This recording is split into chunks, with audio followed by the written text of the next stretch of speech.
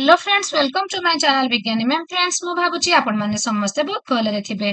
Friends, आज आमे discussion करिबा आपण मानकर जोटा को आपण माने समस्ते बेसी इंपोर्टेंट बोली भाबंती। किछि जण तो जेहेतु हमर मातृभाषा ओडिया, तो सेति पई किछि जनक मनरे मध्य एई भाषाटी प्रति भय थाए। तो ताहा हेउछि कोन आपणकर इंग्लिश पेडागोजी। जो माने बोथ आपणकर पेपर 1 एंड पेपर 2 दियंतु कि आपण मानकर केवल जे पेपर 1 देबे कि पेपर 2 देबे, बोथ पेपर पाई आपणकर English pedagogy very very important. तो इंग्लिश पेडागोजी रो unit 1 importance of English teaching and objectives of English teaching। तो आमे इंग्लिश टीचिंग रो importance and objectives विषय रे आज आमे विपिडली डिस्कशन करिबा। तो फ्रेंड्स, आज चैनल रे जो माने नुवा अछंती मो सेमानक पई कहि रखे। मो आपण मानक पई जो 29 मे रे आपणकर एग्जाम अछि, मु बीट बाय बीट आपणकर सिलेबस निश्चय कवर करिबी। आपणकर all theory and all MCQ मु आपण मानक पाखको निश्चय आनिबी। आमर तो एबे कंटिन्यू क्लास चलीची। सकाळ 7टा रे आमर जो थियोरी क्लास अपलोड होउची, संध्या 7टा रे तारो एमसीक्यू क्लास मु आपण मानक पई अपलोड करूची। तो फ्रेंड्स, ये जो इंग्लिश पेडागोजी टी आमे एबे डिस्कशन करिबा। एटा आपण मानक पई समस्त पई बहुत इंपोर्टेंट। तो फ्रेंड्स, याको टिके आपण मन देई सुनिबे। एंड मो सब बेले कहे, जदि आमे इंग्लिश को केवल इंग्लिश रे ही बुझिबा, ताहले आपण को बुझिबा को हुए तो टिके डिफिकल्ट हेई पारे। तो सेति पई आमे इंग्लिश को सब बेले निज मातृभाषा रे, घर भाषा रे, आम आंचलिक भाषा रे जदि बुझिबा, ताहले आपण माने इजीली बुझी पारिबे। आपणकर एनईपी 2020 मध्य कहूची आपणकर प्रथमे घर भाषा उपरे इंपोर्टेंस देबा पई। तो फ्रेंड्स, जदि आपण मानको मोर वीडियो गुडिक भलो लागुथाय, लाइक एंड कमेंट करबा को आदबे भूलिबे नाही। एंड जदि चैनल ए नुआ अछंती एंड सब्सक्राइब करूचंती, मोर प्रत्येक वीडियो आपणक पाखरे प्रथमे पहुंचीबो। एंड फ्रेंड्स, मोर सबु सब्जेक्ट रो प्लेलिस्ट इजीली पाइबा पई आपण माने चाहिले विज्ञानी माम टेलीग्राम चैनल मध्य आपण माने जॉइन करि पारिबे। तो फ्रेंड्स, एबे स्टार्ट करिबा। इंग्लिश इंग्लिश गोटे लैंग्वेज सब्जेक्ट कि नाही। तो language is essential for human being. Language T भाषा टी मनीष मानक पई बहुत आवश्यक। हाँ कि नाही? आपण आपणक मनर भावकु जो प्रकाश करिवे, आपण जेतेबेले किछि चिंता करिवे, किछि आपण एक्सप्रेस करिवे, आपण सेतेबेले कोउथिरे करंती, लैंग्वेज रे करंती। आपण आपणक मनर भावना को आपण कोउथिरे प्रकाश करंती, मनर भावना को आपण भाषा माध्यम रे प्रकाश करंती। It helps us to think, express our thoughts. ए जो भाषा हमको चिंता करिबारे हेल्प करे। जेतेबेले मु किछि चिंता करूची, मु आपण मानक पई आज ए इंग्लिश पेडागोजी क्लास टी आनिबी। तो मु जेतेबेले थिंक करूथुली, कोउथिरे चिंता करूथुली, मो लैंग्वेज रे, मो भाषा रे मु चिंता करूथुली। एंड जेतेबेले मोर चिंताटा को मु जाहा को एक्सप्रेस करूथुली, कोउथिरे एक्सप्रेस करूथुली, मोर भाषा रे एक्सप्रेस करूथुली। एंड रहिला कम्युनिकेट, मो मनर भावकु जेतेबेले मु अन्य जनक पाखरे प्रकाश करूची, भावर आदान प्रदान करूची, सेतेबेले मु कोन करूची, ए लैंग्वेज, ए भाषा रे ही मु प्रकाश करूची। तो आपणकर ए जो language helps us to think, express our thoughts, communicate with people around us and move out from home to the global outside.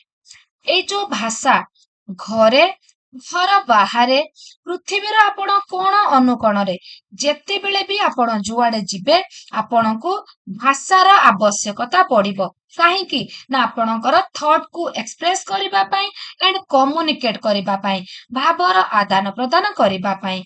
When we are at home, जेतेबेले आमे घरे थाउ, एंड विदिन आवर स्टेट, जेतेबेले आम state मध्य रे आमे थाउ, we normally use mother tongue। आमे नॉर्मली कौन करिथाउ, आमे हमर मातृभाषा, घर भाषा, आंचलिक भाषा रे कथा कहिथाउ। जेतेबेले आमे आम स्टेट भितरे थाउ, आम घर भितरे थाउ। बट जेतेबेले आमे स्टेट रो बाहर को जिबा, but the moment you move outside your state, you may not be able to manage with your mother tongue only. ଯେତେବେଳେ ଆପଣ ଆପଣଙ୍କର ଷ୍ଟେଟ୍ ବାହାରକୁ ଯାଉଛନ୍ତି ସେତେବେଳେ ଆପଣ ଆପଣଙ୍କର ମଦର ଟଙ୍ଗ ରେ ମ୍ୟାନେଜ କରିପାରନ୍ତି ନାହିଁ। ତ ସେଇଠି ଆପଣଙ୍କର କଣ ଆବଶ୍ୟକ ପଡେ? ତ ଫ୍ରେଣ୍ଡସ୍ ଆପଣ ଯେତେବେଳେ ଆପଣଙ୍କର ଘରେ ଅଛନ୍ତି କି ଆପଣ ଷ୍ଟେଟ୍ ରେ ଅଛନ୍ତି, ଆପଣଙ୍କର ଷ୍ଟେଟ୍ ଭିତରେ ଅଛନ୍ତି, ତ ସେତେବେଳେ ଆପଣ ମନୋଲିଙ୍ଗୁଆଲ ହେଲେ ଚଳିବ, ଏକ ଭାଷୀ ହେଲେ ଚଳିବ। ବଟ୍ ଯେତେବେଳେ ଆପଣ ଯାଉଛନ୍ତି ଆଉଟସାଇଡ୍ ୟୋର ଷ୍ଟେଟ୍ ବାହାରକୁ ଯାଉଛନ୍ତି, ୟୁ ହ୍ୟାଭ୍ ଟୁ ବି ଆପଣଙ୍କର ବାଇଲିଙ୍ଗୁଆଲ, ଆପଣଙ୍କୁ ଦ୍ୱିଭାଷୀ ହେବାକୁ ନିଶ୍ଚୟ ପଡିବ। ତ ଆମର ତ NEP 2020 ଓ ଆମର ଭାଷା କହୁଛି ଆମେ ସମସ୍ତେ ତ୍ରିଭାଷୀ ହେବା ଆବଶ୍ୟକ। ବଟ୍ ଆପଣ ଷ୍ଟେଟ୍ ଭିତରେ ମନୋଲିଙ୍ଗୁଆଲ ହେଲେ ଚଳିବ, ବଟ୍ ଷ୍ଟେଟ୍ ବାହାରକୁ ଯେତେବେଳେ ଯାଉଛନ୍ତି ସେତେବେଳେ ଆପଣ ମାନଙ୍କୁ ବାଇଲିଙ୍ଗୁଆଲ ହେବାକୁ ନିଶ୍ଚୟ ପଡିବ। ତ ଫ୍ରେଣ୍ଡସ୍ ଦେଖିବା ଆମକୁ ତାହେଲେ ବହୁଭାଷୀ ହେବାକୁ ପଡିବ, ଦ୍ୱିଭାଷୀ ହେବାକୁ ପଡିବ, ଆମେ କେବଳ ମାତୃଭାଷାରେ ରହିଲେ ହେବ ନାହିଁ। ତ ଫ୍ରେଣ୍ଡସ୍ ଏବେ ଆମେ ଦେଖିବା the word language. The word language has been derived from the Latin word lingua. ପ୍ରଥମେ ମନେ ରଖନ୍ତୁ ଏ ଯୋଉ ଲିଙ୍ଗୁଆଟି ଲାଟିନ ୱାର୍ଡ ନା ଗ୍ରୀକ ୱାର୍ଡ? ଏଟା ହଉଛି ଲାଟିନ ୱାର୍ଡ, ମନେ ରଖିବେ। ଲାଙ୍ଗୁଏଜ ଟି ଆସିଛି ଗୋଟେ ଲାଟିନ ୱାର୍ଡ ରୁ। କେଉଁ Latin word? Lingua, which means tongue। ଆପଣଙ୍କର ତିନୋଟି କଥା ଆସିଲା। ଲାଙ୍ଗୁଏଜ ଆସିଛି ଫାର୍ଷ୍ଟ କଥା ଲାଟିନ ୱାର୍ଡ ରୁ, ସେକେଣ୍ଡ କଥା ଲିଙ୍ଗୁଆ ରୁ, ଏଣ୍ଡ ଲିଙ୍ଗୁଆର ମିନ୍ସ ହେଲା ଟଙ୍ଗ। ହେଇଗଲା ତିନିଟି କଥା ଆମର ମନେ ରହିଗଲା। The French word language also means language, and the French word language ର ମାନେ ମଧ୍ୟ language। ଆପଣଙ୍କୁ ଏଇ French word language and Latin word lingua and Latin word lingua means tongue ଆପଣଙ୍କୁ ମନେ ରଖିବାକୁ ପଡିବ। The language is a specific form of speech। ଆପଣଙ୍କର ସ୍ପିଚ ର ଗୋଟେ ଫର୍ମ ହଉଛି ଲାଙ୍ଗୁଏଜ। ଆମେ ଯୋଉ ଆମ ମନର ଭାବକୁ ଯୋଉ ଆମେ ପ୍ରକାଶ କରୁଛୁ ସେଟା ହଉଛି ଦୁଇ ପ୍ରକାର ଭାଷା ଆମର ରହୁଛି, ଲିଖିତ ଭାଷା ଏଣ୍ଡ କଥିତ ଭାଷା। ତ ସେଇ ସ୍ପିଚ ର ଗୋଟିଏ ଫର୍ମ ହଉଛି ଆପଣଙ୍କର ଲାଙ୍ଗୁଏଜ, ଭାଷା। ଯେତେବେଳେ ଆପଣ ମୌଖିକ ମାଧ୍ୟମରେ କହୁଛନ୍ତି ସେଟା ହେଇଯାଉଛି ଆପଣଙ୍କର ଓରାଲ ରେ ଯାଉଛି, ଯେତେବେଳେ ଆପଣ ଲେଟର ୟୁଜ କରୁଛନ୍ତି ସେ ଲେଖୁଛନ୍ତି ସେଟା ଆପଣଙ୍କର ରିଟିନ ରେ ଯାଉଛି। ତ ଫ୍ରେଣ୍ଡସ୍ ଏବେ ଆମେ ଦେଖିବା ଆପଣଙ୍କର importance of English teaching and objective of English teaching. ତା ପୂର୍ବରୁ ଗୋଟେ ଇମ୍ପୋର୍ଟାଣ୍ଟ କଥା, ଏଟା ବାରମ୍ବାର କ୍ୱେଶ୍ଚନ ଆସେ। ଲର୍ଡ ମାକୁଲେସ୍ ମିନିଟ୍ସ କହିଛନ୍ତି, କେବେ କହିଛନ୍ତି? 1835 ମସିହା ବି ଲେଖି ନିଅନ୍ତୁ, ସବୁବେଳେ ତ କୁହ ପାଖରେ କପି ରଖିବା ପାଇଁ। ତ ଆପଣଙ୍କର ଲର୍ଡ ମାକୁଲେସ୍ ମିନିଟ୍ସ କହିଛନ୍ତି 1835 ରେ had already given a strong footing to English language by including it a compulsory subject। ଏତିକି ମନେ ରଖନ୍ତୁ, 1835 ରେ ଲର୍ଡ ମାକୁଲେସ୍ ମିନିଟ୍ କହିଛନ୍ତି English is a compulsory subject in education. Education ରେ ଇଂଲିଶ ହେଉଛି ଗୋଟେ compulsory subject. Multilingual character of country has strengthened the cause further. In fact, the role of English language in India for exchange of views, integration and growth of nationalism can't be denied। ତ friends ଆମ ଭାରତ ଏକ ବହୁଭାଷୀ ଦେଶ।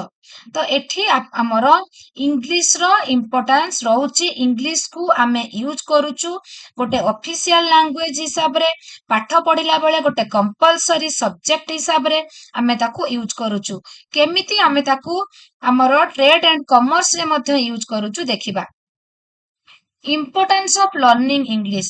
ତ friends ମୁଁ ଏଠି ଆପଣମାନଙ୍କୁ କହି ରଖେ, ଯୋଉମାନେ ମତେ ବି କମେଣ୍ଟ କରୁଛନ୍ତି ଯେ ମ୍ୟାଡାମ ଆମେ ଆପଣଙ୍କ ଚ୍ୟାନେଲରେ ନୂଆ ଅଛୁ, ଏବେ ନୂଆ ଯୋଡି ହେଲୁ, ତ ଆମକୁ ଟିକେ ଗାଇଡ କରନ୍ତୁ।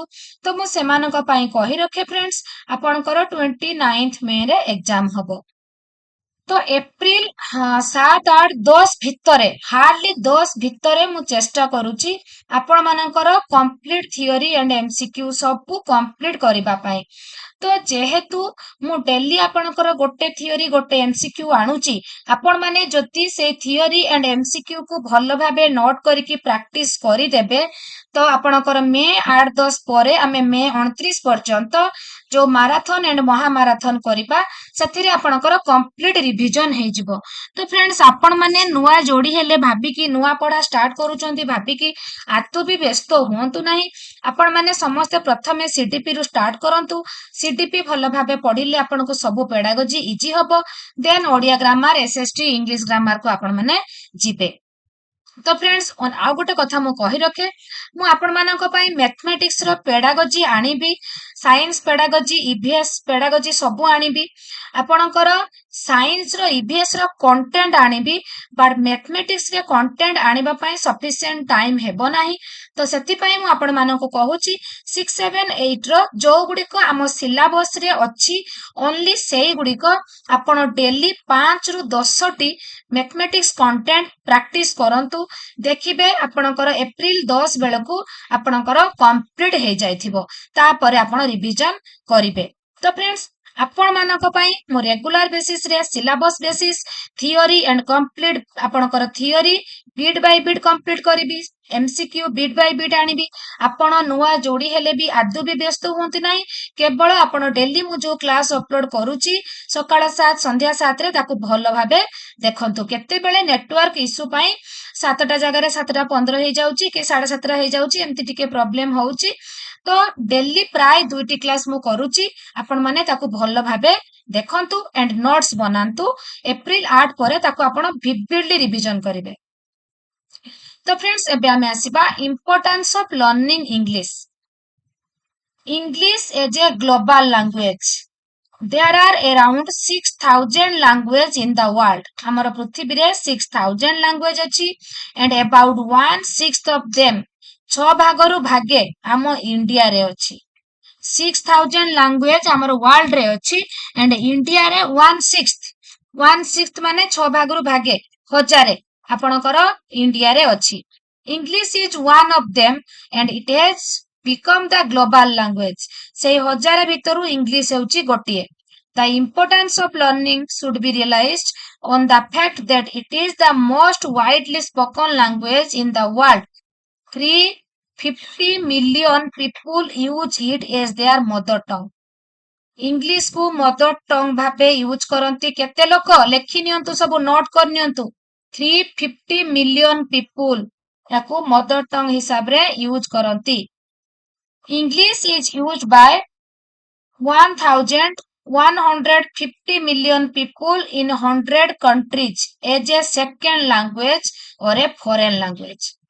लेखि नियंतु मदर टंग हिसाब रे इंग्लिश को यूज करंती 350 million people and आपणकर 1,150 million people in 100 country English को गोटे सेकेंड लैंग्वेज और फॉरेन लैंग्वेज भाबे यूज करंती। तो friends English as a global language ए पॉइंट गुडी को लेखि नेबे इंपोर्टेंस ऑफ लर्निंग इंग्लिश रे ए पॉइंट गुडा ही बेसी आसे। आ गुटे पॉइंट आसिला English language is a window to the world. पृथ्वी भीतर को पसिबा पाई हेले इंग्लिश हेउची आपणक पाई गोटे झरका सदृश। English language is the most important international language जेते लैंग्वेज अछि इंग्लिश हेउची most important international language. It is English language which acts as a window through which we can know progress in the world। English गोटे एमिति language से गोटे एमिति भूमिका नेछि जे जहा द्वारा आमे आम पृथ्वी रो डेवलपमेंट एंड प्रोग्रेस को जानि पारू इंग्लिश लैंग्वेज द्वारा। ए गोटे गोटे लाइन रे गोटे गोटे क्वेश्चन निश्चय आसीबो friends. English as a link language ए पॉइंट गुडी को लेखि नियंतु एटा 3 नंबर पॉइंट एटा 3 number point. English is the link language in India. India has multilingual and multicultural setting. India हेउची गोटे बहुभाषी एंड बहु संस्कृतिर देश। That is why one cannot be monolingual in the country। जेहेतु आम देश बहु भाषा भाषीर देश बहु संस्कृतिर देश तेणु भारत रे मोनोलिंगुअल हेले चलिबो नाही। It has 22 scheduled languages and more than 1500 dialects माने 22 टी आपणकर scheduled language मुख्य भाषा रही एंड 1500 टी उपभाषा रही तो आपणकर English as a link language English as an associate official language English हेउची गोटे ऑफिशियल लैंग्वेज एटा 4 number point English enjoys the status of an associate official language is recognized by the constitution of our country देखंतु friends आपण English मु सेतेबेलु कहूची आपण सकाळू उठिबा ठारू राती रे सोइला पर्यंत इंग्लिश बिना बंची पारिबे कि आदु भी नुहे आपण सकाळू उठिला ठारू राती रे सोइला पर्यंत इंग्लिश ही यूज करूचंती सकाळू उठिकी तो आजिकाली लोक माने आग मोबाइल मागिबे जो मोबाइल टी मागिले सेटा को वर्ड कि आपण फ्रेंड्स को जो गुड मॉर्निंग कहउचंती सेटा को वर्ड राती रे गुड नाइट स्वीट ड्रीम कहि कि सोउचंती सेगुडा कोन इंग्लिश नुहे कि तो आपण माने आपणकर सबु बेले आपण इंग्लिश को ही यूज करूचंती आपण पायखाना ठारू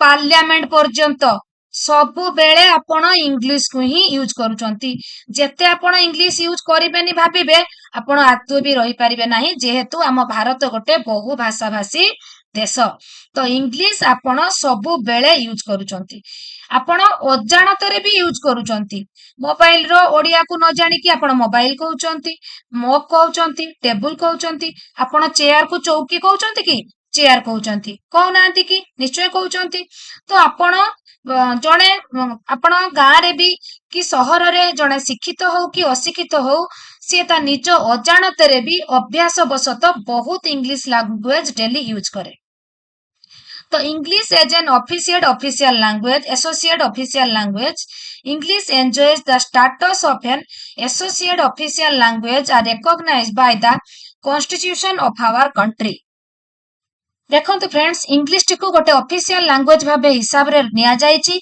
आपणकर it used in all central government offices bank post office railway station airway central ministry सबु आडे आपण सबु आडे इंग्लिश इंग्लिश इंग्लिश रो यूज ही देखिबे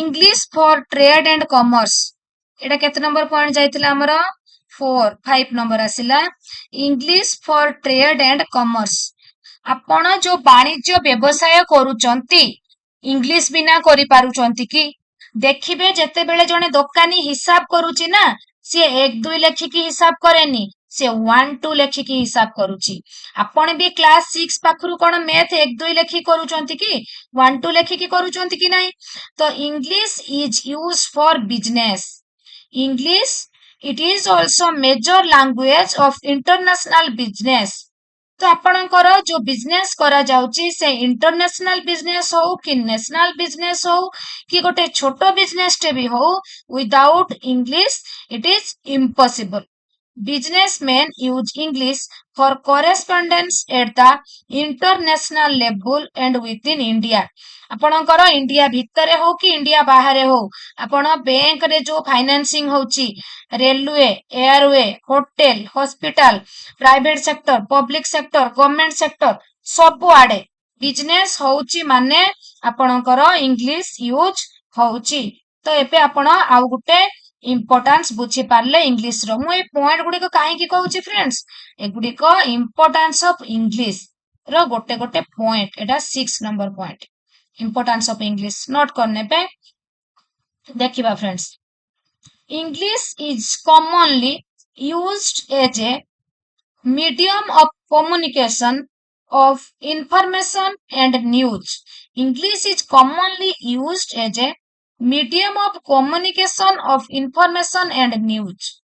आपण ईमेल करंतु आपण फेसबुक रे लेखंतु आपण टेलीग्राम रे लेखंतु व्हाट्सएप रे लेखंतु आपण ट्वीट करंतु कोउथरे सब करूचंती इंस्टा यूज करंतु ए जो सब आपणकर कम्युनिकेशन करूचंती आपण मीडिया जो कम्युनिकेट करूची कोउथरे करा होची सब ए इंग्लिश लैंग्वेज रे ही करूचंती satellite communication is carried in English ଆପଣଙ୍କର many newspapers and journals are published in the world in English.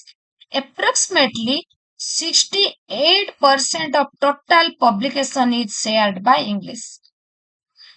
ଆପଣଙ୍କର ୱାର୍ଲଡ ରେ ଯୋଉ ନ୍ୟୁଜ ପେପର ଆଣ୍ଡ ଜର୍ନାଲ ଗୁଡିକ ସବୁ ପବ୍ଲିଶଡ ହଉଛି 68% ଇଂଲିଶ ଲାଙ୍ଗୁଏଜ ରେ ହଉଛି।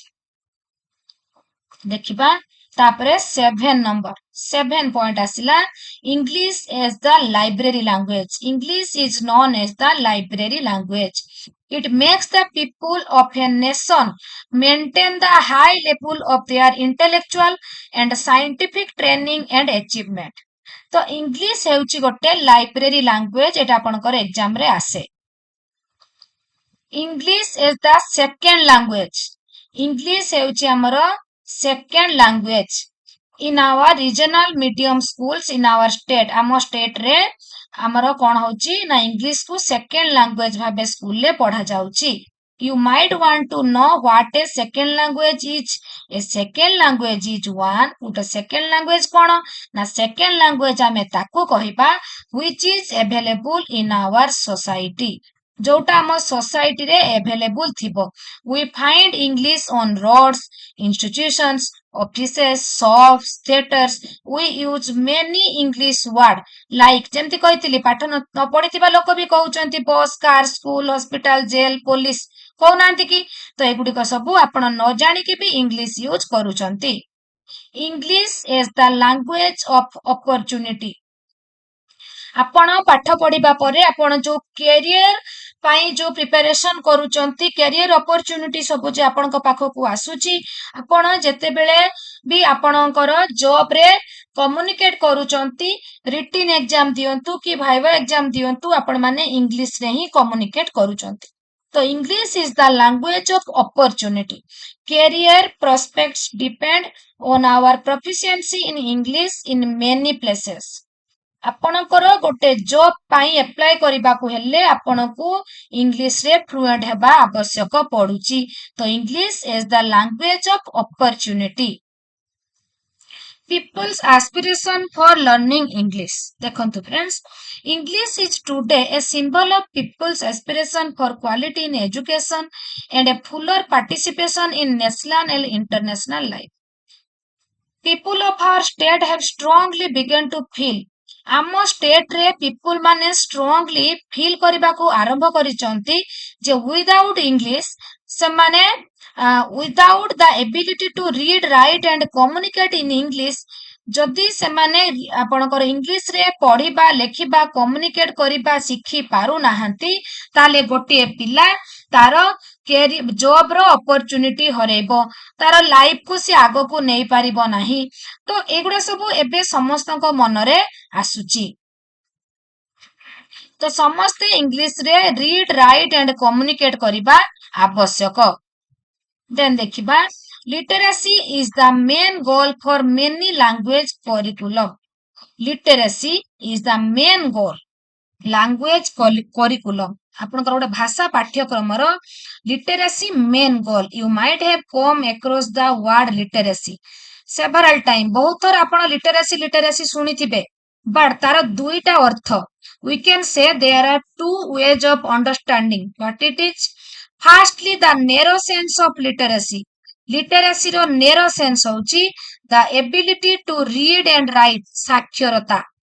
लिटरेसी रो तार नैरो मीनिंग होची ability to read and write and secondly it is ability to identify चिन्हटीकरण अंडरस्टैंड आपनकर interpret create communicate compute and use printed and written material related to various contents. तो गोटे हला लिटरेसी मीनिंग पढ़िबा and लेखिबा आउ गोटे होची अंडरस्टैंड करिबा आइडेंटिफाई करिबा कम्युनिकेट करिबा एंड प्रिंटेड रिटन मटेरियल को विभिन्न प्रसंग को रिलेटेड करिकी पढ़ी Paribas. Listening, speaking, reading and writing are the most focused skill that learner need to learn in the school curriculum. NCF 2005 pleads for a more comprehensive skills are not independent ଦକ୍ଷତା ଗୁଡିକ independent ନୁହେଁ, ସେମାନେ inter related, ସେମାନେ ହେଲେ integrated, they have to be integrated, ସେମାନେ ସମନ୍ୱିତ। କେମିତି ନା ଯେତେବେଳେ ଜଣେ ଭଲ ଶୁଣେ ସିଏ ଭଲ କହିପାରେ, ଏଣ୍ଡ ଯିଏ ଭଲ କହିପାରେ ସିଏ ଭଲ ପଢିପାରେ ଏଣ୍ଡ ଲେଖିପାରେ। when we speak, ଯେତେବେଳେ ଆମେ କହୁଛେ, we also listen, ଆମେ ଜଣଙ୍କ ପାଖରୁ କିଛି ଶୁଣିଲେ ତ ତା ଉତ୍ତର ଦବା କହିବା। when we write we need to read, ଯେତେବେଳେ ଆମେ ଲେଖିବା ଆମକୁ ପଢିବାକୁ ପଡିବ। ତ ଏଇ ଚାରୋଟି ଯାକ ଦକ୍ଷତା ଇଣ୍ଟର ରିଲେଟେଡ। ଯାହା ଆମେ ଶୁଣୁ ଏଣ୍ଡ ପଢୁ ସେଟା ଆମ ବ୍ରେନ ଭିତରେ ଇନପୁଟ ହୁଏ, ଏଣ୍ଡ ଆମେ ଯାହା ଶୁଣିଥାଉ ତାକୁ ଯେତେବେଳେ ଆମେ କହୁ, ଏଣ୍ଡ ଯାହା ଆମେ ପଢିଥାଉ ତାକୁ ଯେତେବେଳେ ଆମେ ଲେଖୁ ତାକୁ ଆମେ ଆଉଟପୁଟ ସ୍କିଲ ବୋଲି କହୁ। listening and reading ହଉଛି input skill, and speaking and writing ହଉଛି ଆଉଟପୁଟ ସ୍କିଲ। ଆପଣ ଯେତେବେଳେ କିଛି ଶୁଣନ୍ତି ଏଣ୍ଡ ପଢନ୍ତି, listening and reading, listening and reading ହେଉଛି ଇନପୁଟ ସ୍କିଲ, ଆପଣଙ୍କ ଭିତରକୁ ନଲେଜ ଇନପୁଟ ହେଲା। ଏଣ୍ଡ ଆପଣ ଯେତେବେଳେ ସ୍ପିକିଂ କରନ୍ତି ଏଣ୍ଡ ରାଇଟିଂ କରନ୍ତି, ଆପଣଙ୍କର ସ୍ପିକିଂ ଏଣ୍ଡ ରାଇଟିଂ କହିବା ଆଉ ଲେଖିବା ହେଲା output skill. listening, reading input skill and our speaking, writing output skill, ସବୁ ଗୁଡିକ inter related। ଆପଣଙ୍କର ଆସିଲା objective। କଣ objective ରହୁଛି ନା the learner should be able to understand English while heard, ଯେତେବେଳେ ପିଲାମାନେ ଶୁଣିବେ ଇଂଲିଶ ସେମାନେ ବୁଝିପାରିବେ, ଏଟା ହଉଛି ତାର ଗୋଟେ objective। ଏଟା ହଉଛି listening। ଆମର ଇଂଲିଶ ର ଅବଜେକ୍ଟିଭ ଗୁଡିକ ବି ସେଇ ଇମ୍ପୋର୍ଟାଣ୍ଟ ରହୁଛି, listening, speaking, reading, writing, LSRW। ତ ପ୍ରଥମେ ଆପଣ ଶୁଣିକି ବୁଝିବାର ଦକ୍ଷ ହେବେ। they should be able to speak English correctly for communication, communication ପାଇଁ, ଭାବର ଆଦାନ ପ୍ରଦାନ ପାଇଁ ସେ କରେକ୍ଟଲି କମ୍ୟୁନିକେଟ କରିପାରୁଥିବ, ସ୍ପିକ୍ କରିପାରୁଥିବ, ଏଇଟା ଗୋଟେ ଇଂଲିଶ ର objective. they should be able to understand, comprehend English while read, ଯେତେବେଳେ ସିଏ ପଢୁଥିବ ସେତେବେଳେ ସିଏ ଅଣ୍ଡରଷ୍ଟାଣ୍ଡ ବୁଝି ପାରୁଥିବ। they should be able to write English correctly for communication, ଭାବର ଆଦାନ ପ୍ରଦାନ ପାଇଁ କରେକ୍ଟଲି ସିଏ ଲେଖି ପାରୁଥିବ। ଏଇଟା ଚାରିଟା ମେନ୍ ଅବଜେକ୍ଟିଭ ଇଂଲିଶ ର। ଏଟା ହଉଛି listening competency, instruction given orally, ଯାହା learners follow the instruction, ସୂଚନାକୁ ଭଲ ଭାବେ ଶୁଣିବ ଯାହା orally ଦିଆଯାଉଛି, oral question ର answer ଦେଇପାରିବ, understand the pronunciation of spoken English, associate statement with speakers। speaking competency କଣ ନା they speak in small sentence, small sentence ରେ କହିପାରୁଥିବେ। they interact with the speaker, speaker ସହିତ ସେମାନେ interact କରିପାରୁଥିବେ। reading ରେ ଆପଣଙ୍କର appropriate pronunciation ରେ ସେମାନେ ଇଂଲିଶ ପଢି ପାରୁଥିବେ। they read aloud and loud reading କରିପାରୁଥିବେ। comprehension idea ସେମାନଙ୍କର ଆସିଥିବ, and reading ରେ proper ଆଇସ୍ପାନ ଥିବ। what is ଆଇସ୍ପାନ ମୁଁ ସେକେଣ୍ଡ ୟୁନିଟ ରେ ଭଲ ଭାବେ ବୁଝେଇବି ଆହୁରି। ଆଇସ୍ପାନ କଣ, ଚଙ୍କିଂ କଣ, ଇଣ୍ଟୋନେସନ କଣ, ଷ୍ଟ୍ରେସ୍ କଣ, ସେଗୁଡିକ ସବୁ ସେକେଣ୍ଡ ୟୁନିଟ ରେ ଆମେ ବୁଝିବା। ତ ଆଇସ୍ପାନ ହଉଛି number of words seen at a glance, ଆପଣ ଗୋଟେ ଆଖି ପିଛୁଳାକେ ଯେତିକି ଶବ୍ଦ ଆପଣ ଆଖିରେ କ୍ୟାପଚର କରିବେ, this is eye span. and chunking, number of words that make a sense, କିଛି ୱାର୍ଡ କୁ ମିଶେଇକି ଯେତେବେଳେ make a sense, ଗୋଟେ ମିନିଂ ଆସୁଛି। they read with proper distance between eyes and reading materials, ଏଟା ହେଲା writing competency। they write different types of scripts properly, they write different types of scripts properly, ସେମାନେ ବହୁତ ସ୍କ୍ରିପ୍ଟସ୍ କୁ ପ୍ରପରଲି ଲେଖି ପାରିବେ, ଏଟା ତାର writing objective. they maintain uniformity in size, ଗୋଟେ ବଡ ଅକ୍ଷର ଲେଖିଦେବେ ଗୋଟେ ଛୋଟ ଲେଖିଦେବେ ସେମିତି ନୁହେଁ, ଷ୍ଟାର୍ଟିଂ କରିବେ କ୍ୟାପିଟାଲରୁ, ଏଗୁଡିକ ସବୁ ଜାଣିବା ଦରକାର। they maintain spacing, ଦିଟା ୱାର୍ଡ ଭିତରେ କେମିତି ସ୍ପେସ ଦିଆଯିବ ସେ ବିଷୟରେ ଜାଣିବା ଦରକାର। they use uniform stroke with proper grip over pen and pencil, ଆପଣଙ୍କର ପେନ୍ ଓ ପେନସିଲ କୁ ଠିକ ଭାବେ ଧରିକି ସେ ଲେଖିବା ଦରକାର। they write words and sentence correctly, they spell correctly, they write proper capitalization and use punctuation mark, ବିରାମ ଚିହ୍ନ ଠିକ ଦଉଥିବ, କ୍ୟାପିଟାଲ ଲେଟର ରୁ ଷ୍ଟାର୍ଟ କରୁଥିବ, ଏଣ୍ଡ ରେ punctuation mark ଦଉଥିବ, this is right sentence। in which sentence we start from capital letter and we end from and in the punctuation mark, we start from capital letter and end with punctuation mark. This is a appropriate sentence. They maintain proper distance between them and the writing material. Proper distance रे रही से माने लेखि पारुथिबे. तो friends हमरो importance of teaching English and objective of teaching English रो complete theory मो डिस्कशन कली. डाउट थिले कमेंट करिवे, भलो लागिले मध्ये लाइक एंड कमेंट करबा को आदो भी भूलिबे नाही. चैनल ए नुआ थिले जदि सब्सक्राइब करूचंती मोर प्रत्येक वीडियो आपन को पाखरे प्रथमे पहुंचीबा सहित ओटीईटी थर करे निश्चय क्वालिफाई करिवे. आज पय एतिकी टेक केयर.